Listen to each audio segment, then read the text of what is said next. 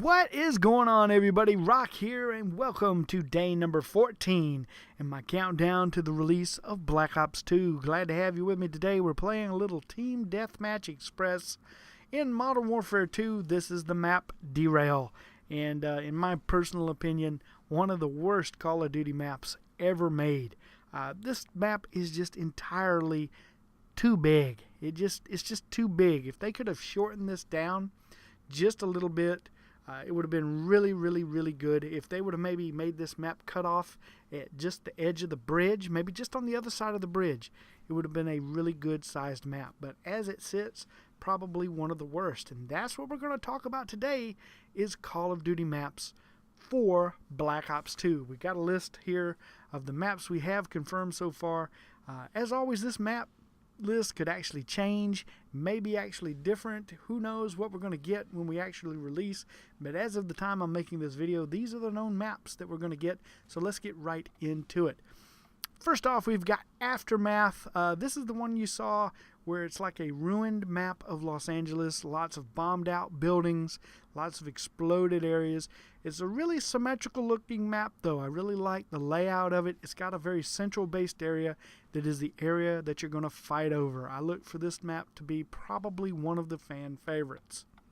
Next up, we've got Cargo. This is kind of like the large dockside cargo loading area where we saw a lot of cargo boxes in there. It has the moving crane system in the middle.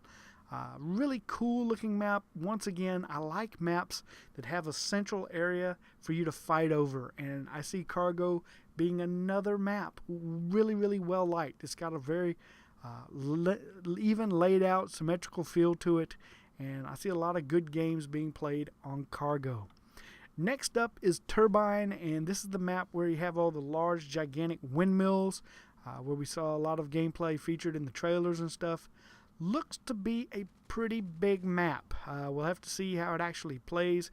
Treyarch is kind of clever. They can make a big map feel small, and vice versa. They can make a small map feel rather large. So we'll have to see if it actually plays that way or not. I think there are a couple of areas, probably at both ends of the map, that they actually could have just cut off and did without and made it a much more, mid-sized playing field, but we'll see how it really works out in the end.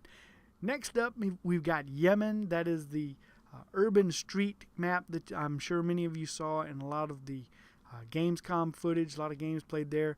It's a very circular looking map. It's got an open area right in the middle of the map that you can't really have any access to, and it makes for a circular type of map where you're going to be kind of going in a circle to access different areas of this map. Next up, we've got a map that we haven't really gotten much information on. It's called Carrier, and the best I can find out, it is a giant aircraft carrier, a Chinese super carrier it's listed as, and I'm assuming we'll be able to play on the deck and probably down below as well, because it offers close quarters fighting in the hull area. I would think that would mean we can actually go below deck, and you probably have some bombed out open areas maybe on top of the deck where airstrikes and air support can actually reach you inside. That's usually the way they do these. So there are usually some ways you can actually get the air support in and have it be effective.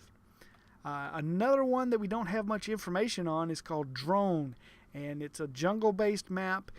It's a hidden drone facility, so that's where all these crazy drones are being manufactured at or used, it would appear. And it looks like it's probably going to be a good sniping map. Middle to close quarters fights, though, will be in there. Probably a good all-around map. I like jungle maps. Jungle maps, I think we could use more of them. I like the jungle aspect of any map. It just makes it feel more like a fight. I really would like to see more jungle-based maps. Next up, we've got one called Express. Again, don't know a lot about this map just yet. It appears to be the Los Angeles Bullet Train Center, though. Probably we'll have some moving trains. I've heard that this is a map where a train can fly through and kill you if you're in the tracks. So other than that, I don't really know much about it. Don't know if it's a big map or a small map. Probably I'd say a medium-sized map if I had to guess. Next up, we've got probably one of the best maps in the game. I'm going to go ahead and call it right now. That's Hijacked.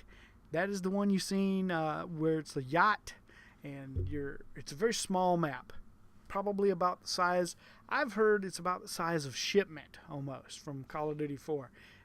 I'd say a little bit bigger because it's probably more rectangular shaped, whereas Shipment was more square.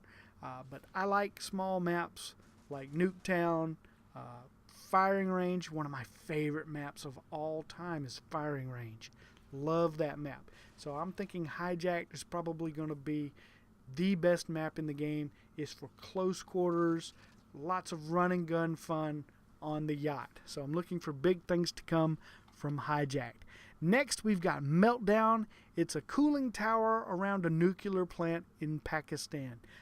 Don't really know much more than that, other than that little bit of information. Probably be a middle-sized map if I had to guess. I doubt if it'll be a small one. Not with cooling towers of a nuclear plant. You're going to have a fairly good-sized map to have all that in the space. Next up, another map. In fact, several of these maps I'm about to talk about, really don't know a lot about them, but we've got Overflow. It's an urban street map in Pakistan. Really looks good for possibly close quarters battling in the streets. Don't really know anything other than that at this time. That is Overflow. Next up is Raid, and I'm hoping this will be a good one. It seems to be a small close quarters map. It's a hillside mansion in Hollywood. Anytime you have just your basic location in one home or building, that's usually a good key that you're going to have a lot of close quarters fun. So Raid, I'm picking that one to be a small close quarters map. A lot of run and gun action. Next, we've got Plaza, and another one listed as close quarters engagements and a lot of tough choke points. It's a rundown section of Panama.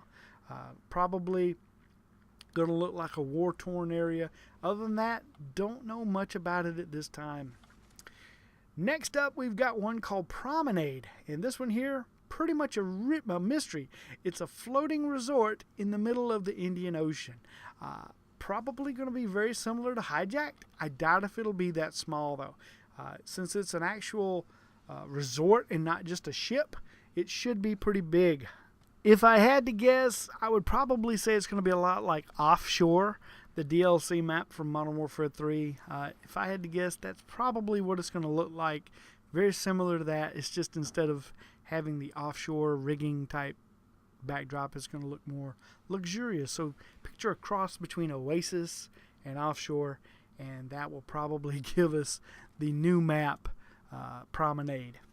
The final map in the regular multiplayer gameplay maps is one called Standoff. Again, not much information known about this other than the fact that it's a border town map. So probably a mid-sized map. Could be large, you never know. When something encompasses a whole town, it could be a large-sized map. But that is it. 14 maps right out of the box that we know of at this point. That's what you get just in the game. There is a 15th map that is confirmed if you pre-order Black Ops 2. If you've pre-ordered it, you're going to bonus, and that bonus is Nuketown 2025. Nuketown, a fan favorite from Black Ops 1, is returning in Black Ops 2, but it's been remade into a futuristic version of the map envisioned in 2025. So I think that one's going to be a lot of fun. Nuketown is one of those maps, you either love it or hate it. I loved it. A lot of my friends, though, and teammates, they didn't like it too much. But we'll have to see what changes they make in the 2025 version of Nuketown that make it better. I'd like to see some other Black Ops 1 maps return with a 2025 tag. I'd love to see a Firing Range 2025. I'm going to go ahead and put that down right now as my pick. Treyarch, if you're listening, David Vonderhaar, if you're watching this, please let's bring back Firing Range with a 2025 remake to it. That's it, guys. That are the known maps that we know of right now for Black Ops 2. Let me know in the comments down below which one you're looking most forward to playing on. I think I probably feel like mine's going to be Hijacked. I want to play on that one more than any of them. Alright, guys, that's going to do it for today's video. I hope you enjoyed it. I will see you guys tomorrow with day number 13 in the countdown. Hope you have a fantastic day.